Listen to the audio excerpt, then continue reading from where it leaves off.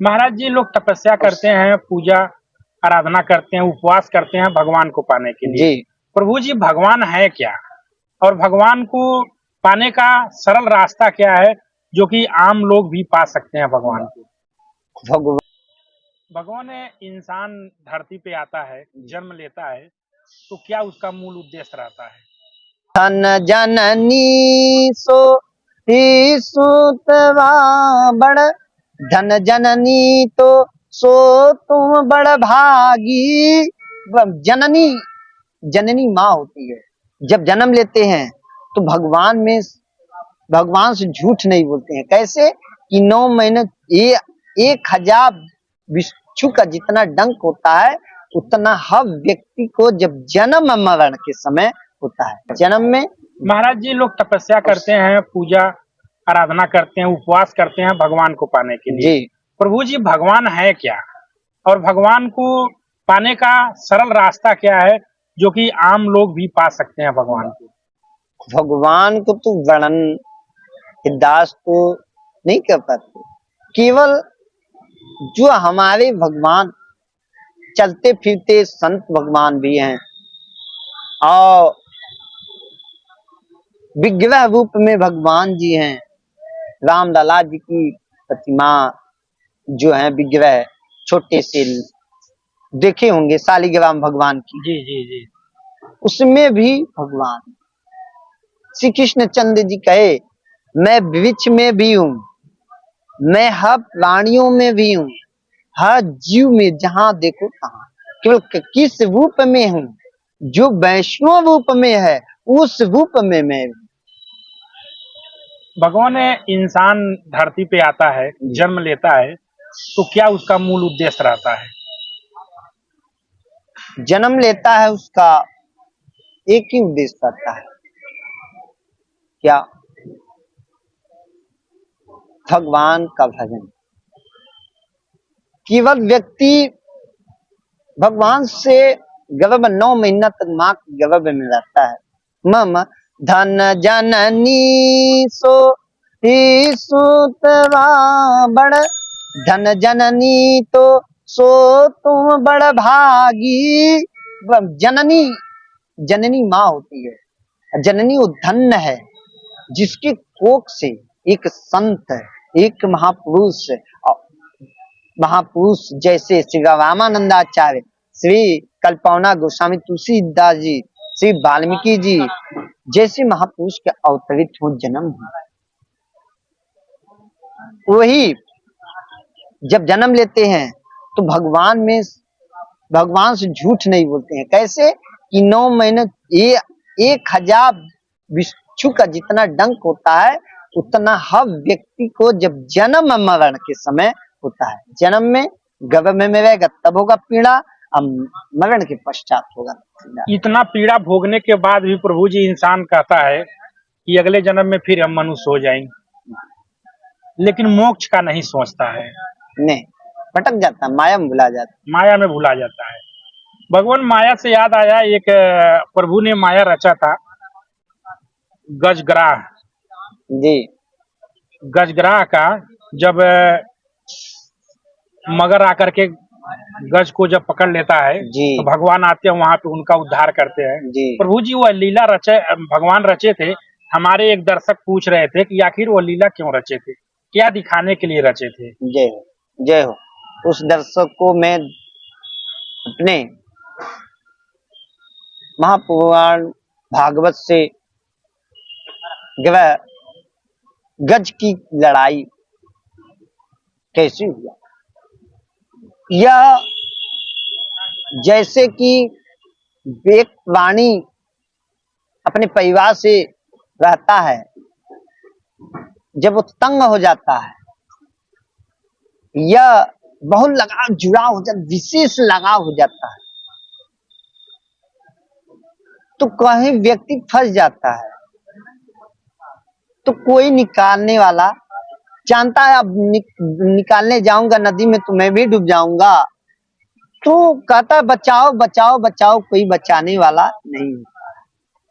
केवल कौन बचा सकता है? तो कीवट बचा सकता है, क्योंकि वो तैर भी सकता है और नाव द्वारा वो निकाल भी सकता निकाल है। भी सकता है। तो उसी तरह मनुष्य को, हाँ, गवाह जी को किसने निकाला? श्री हरि जी निकाला। कैसे?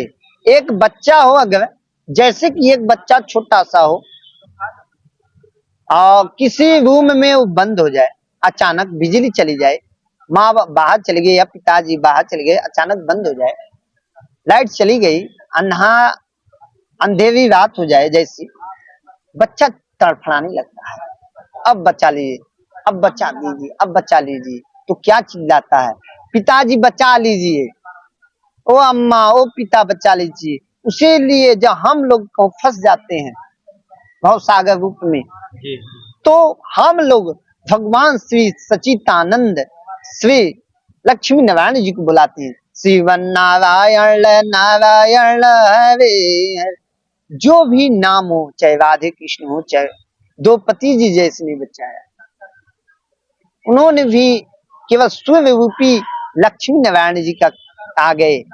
द्रौपदी को बचाने के लिए लाज श्री कृष्ण चंद्र जी आ गए।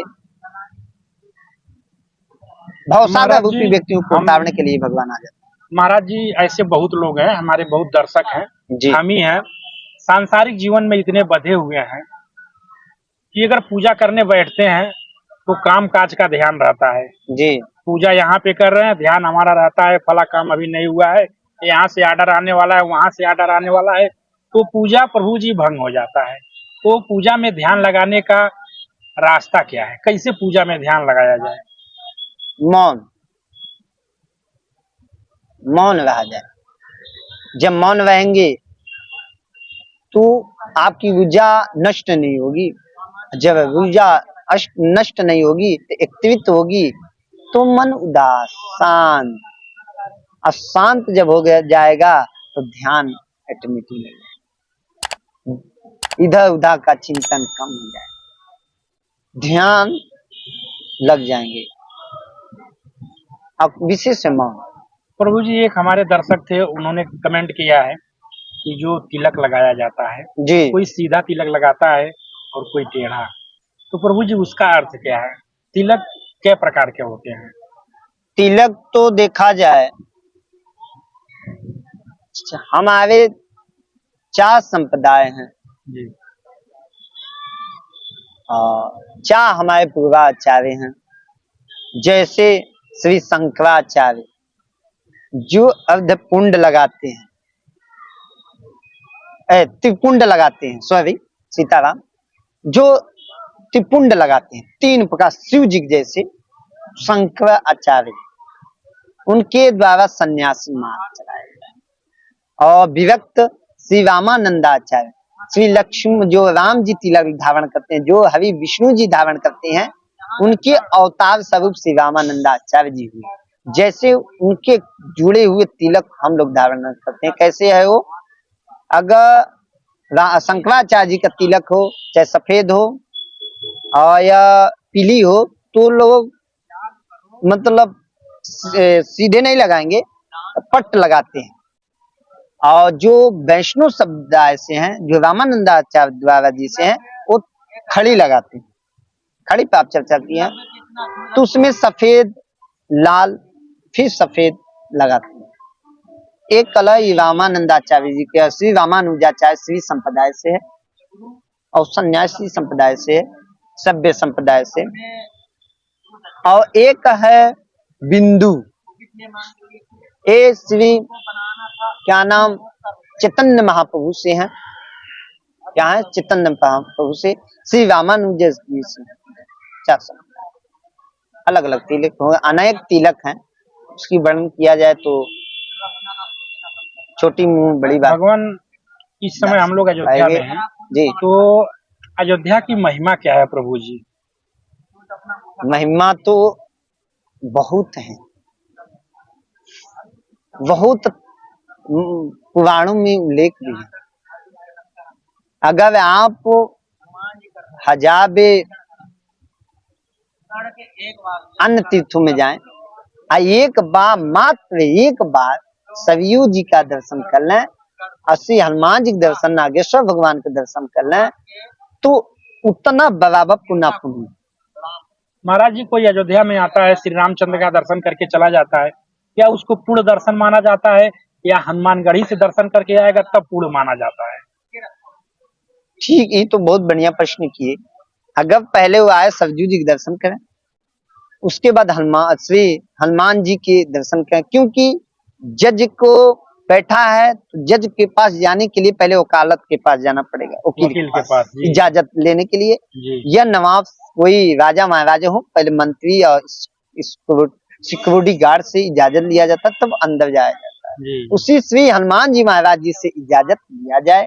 अगर नहीं ले पा रहे हैं तो चले गए, तो उधर लौटने के बाद हनुमान जी के दर्शन अवश्य करना चाहिए, तभी उनको लाभ मिलेगा, तभी उनको पुण्य माना जाएगा।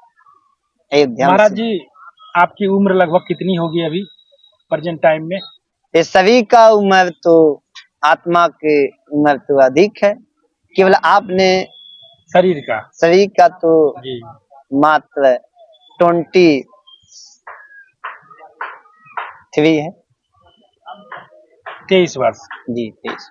प्रभु जी, 23 वर्ष में यह जो ज्ञान आपके पास आया है, ये हम कह सकते हैं गुरुकुल के वजह से आया है, जी जी गुरुजनों के आशीर्वाद की जी वजह से आया है। जी, हमारे गुरु जी का आशीर्वाद है और सभी भक्त राजों का आशीर्वाद है, छोट बड़ सबका आशीर्वाद है, और हमारे माता पिता का भी आशीर्वाद है, हमारे सदगुरुदेव भगवान जी के आशीर्वाद है, श्री शिक्षक गुरु जी का आशीर्वाद है, और सभी संत समाज की आशीर्वाद है।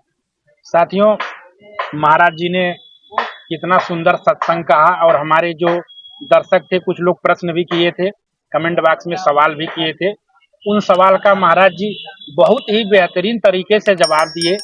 दोस्तों, इसी तरह से आप लोगों के मन में भी कोई प्रश्न हो तो आप लोग कमेंट बॉक्स में कर सकते हैं, हम कहीं न कहीं उसका उत्तर ढूंढ निकालेंगे। तो महाराज जी, आज का वीडियो दोस्तों यहीं पे हम विराम देते हैं, मिलते हैं फिर किसी अगले वीडियो में, अगले किसी पूज्य के साथ।